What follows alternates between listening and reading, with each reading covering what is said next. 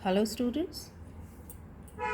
In the previous videos, we have discussed about the teacher appraisal and accountability. So, today we will conclude this topic, teacher appraisal and accountability, शिक्षक मूल्यांकन तथा जवाबदेही.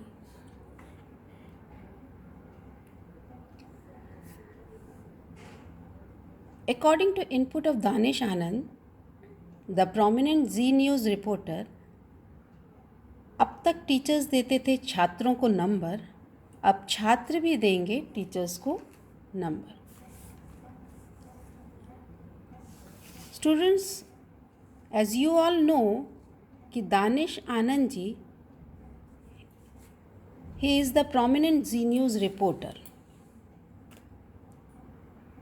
उन्होंने एक report दिया और उसमें एक हेडिंग दे के निकाला कि अब तक टीचर्स देते थे छात्रों को नंबर, अब छात्र भी देंगे टीचर्स को नंबर.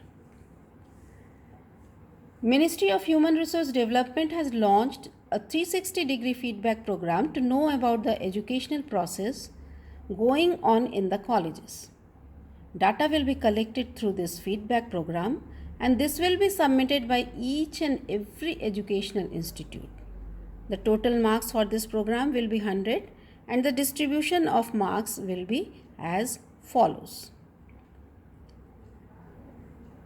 यहाँ students, ministry of human resource development में कॉलेज में होने वाली शिक्षा प्रक्रिया को समझने के लिए 360 डिग्री फीडबैक प्रोग्राम को लॉन्च किया और इस फीडबैक प्रोग्राम के थ्रू डाटा कलेक्शन करवाया और जिसमें कि सभी एजुकेशनल इंस्टीट्यूट को ये डाटा सबमिट करना था और इसमें कुल मार्क्स 100 रखा गया. इस फीडबैक प्रोग्राम का कुल मार्क्स 100 रखा गया.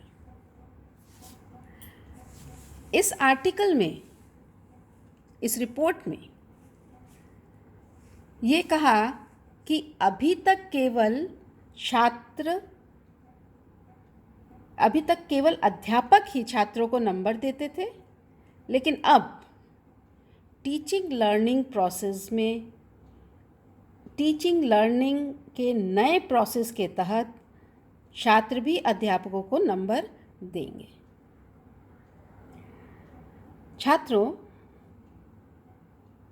छात्र टीचर को जो नंबर देंगे वो किस बेसिस पे देंगे? वो उनके पढ़ाने के ढंग, अर्थात टीचिंग स्टाइल, हाव भाव, मतलब पढ़ाते वक्त टीचर्स के एक्सप्रेशंस, उनके कन्वर्सेशन, उनका कम्युनिकेटिव स्किल इत्यादि पर.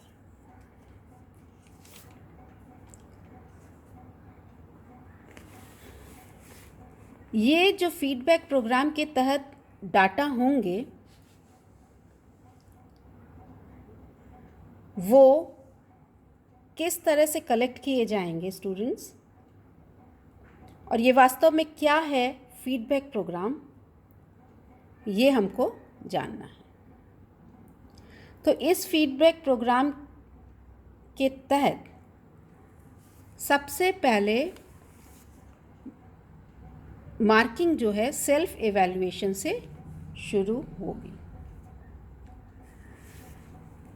जैसा कि आपको इस में दिख ही रहा है पावर पॉइंट में कि सबसे पहले 25 मार्क्स सेल्फ एवैल्यूएशन के होंगे.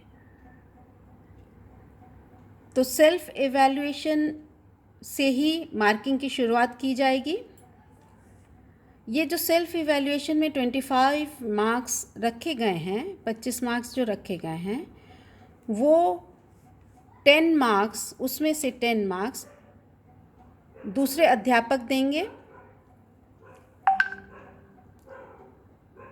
नहीं स्टूडेंट्स, यहाँ पे 25 मार्क्स सेल्फ इवैल्यूएशन का होगा और 10 मार्क्स जो होंगे वो दूसरे टीचर्स देंगे, अर्थात उसी फैकल्टी के दूसरे टीचर्स। और 20 मार्क्स होंगे डिपार्टमेंटल हेड या एचओडी के, जो कि डिफरेंट डिपार्टमेंटल एक्टिविटीज़ के लिए देंगे। फिर 10 मार्क्स वो इंस्टीट्यूट के हेड और प्रिंसिपल देंगे, और ये 10 मार्क्स वो इंस्टीट्यूट से रिलेटेड डिफरेंट एक्टिविटीज़ के लिए देंगे। Next 10 marks annual secret report, मतलब वार्षिक गोपनीय रिपोर्ट से होगी, मतलब पूरे साल जो टीचर ने वर्क किया है उसके आधार पर ये 10 मार्क्स दिए जाएंगे। नेक्स्ट 25 मार्क्स स्टूडेंट्स द्वारा दिए जाएंगे। इसके अंतर्गत स्टूडेंट्स को 1.5 स्केल पर 14 क्वेश्चंस का एक क्वेश्चनायर दिया जाएगा, जिसको कि स्टूडेंट्स को आंसर करना होगा। और ये जो प्रतिक्रिया का टेस्ट रन हो चुका है वो अब देश भर के सभी प्राइवेट और गवर्नमेंट AICTE के अंतर्गत आने वाले कॉलेजों में होगा। सो स्टूडेंट्स, ये जो रिपोर्ट है वो सीधे हमारे टॉपिक से रिलेटेड हैं, and we can give this example in this topic. So next is conclusion. The purpose of teacher appraisal is to improve their performance in order to improve students' achievement. So the focus of appraisal system should be enhance teachers' professional capabilities, which can ultimately improve students' performance achievement. इस प्रकार teacher appraisal अर्थात शिक्षक मूल्यांकन शिक्षक के performance या प्रदर्शन में विकास द्वारा स्टूडेंट्स की उपलब्धि में सुधार करना है। जैसा कि आप समझ ही रहे हैं, यहाँ पे टीचर अप्रेजल का उद्देश्य मेनली शिक्षक के परफॉर्मेंस में विकास करना है। और ये विकास कैसे करना है? स्टूडेंट्स के जो अचीवमेंट होगा उससे ये समझ में आएगा, उसके द्वारा विकास करना है। इसलिए अप्रेजल सिस्टम या मूल्यांकन प्रणाली शिक्षकों की व्यावसायिक क्षमता को बढ़ाने के लिए होना चाहिए, जो अंततः छात्र के प्रदर्शन की उपलब्धि में सुधार कर सकता है, अर्थात स्टूडेंट्स के अचीवमेंट में सुधार कर सकता है।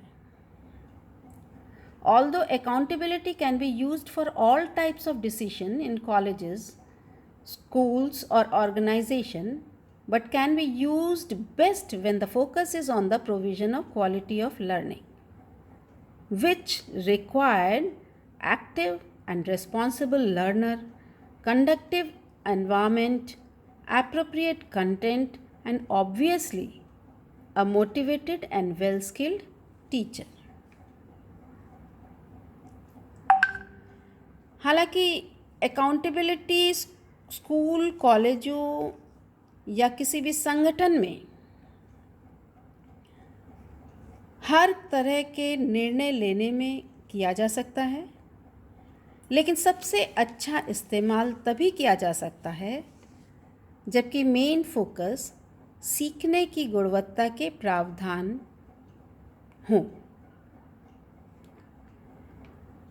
जिसके लिए सक्रिय एवं जिम्मेदार शिक्षार्थी, अनुकूल पर्यावरण, उपयुक्त सामग्री तथा ऑब्वियसली एक प्रेरित तथा कुशल शिक्षक की आवश्यकता होती है। So students, now it concludes the topic teacher appraisal and accountability. In the next video we will start a new topic. Thank you students.